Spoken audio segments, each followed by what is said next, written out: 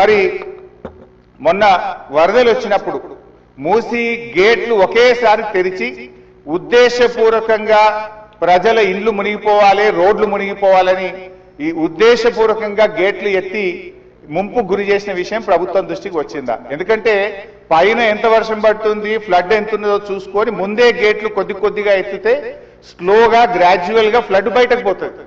కానీ గేట్లు నింపి ఆపిపెట్టి ప్రాజెక్టు మొత్తం నిండిన తర్వాత ఒకేసారి గేట్లు తెరవడం ద్వారా ఓఆర్ఆర్ యొక్క మరి పక్కనుండేటువంటి రోడ్లు కానీ ఓఆర్ఆర్ యొక్క మన పక్కనుండే రోడ్లు ఇండ్లు ముంపు ఉద్దేశపూర్వకంగా కావాలనే ప్రభుత్వ పెద్దల యొక్క ఆదేశాలతో ఈ గేట్లు ఎత్తి ముంపు గురి చేసిన విషయం ప్రభుత్వం దృష్టికి వచ్చిందా? ఎందుకు ఆ రకంగా గేట్లు ఎత్తారు? ఒకవేళ ప్రభుత్వానికి ఆ ఉద్దేశం లేకపోతే ఆ అధికారుల మీద ఏమైనా చర్యలు తీసుకున్నారా?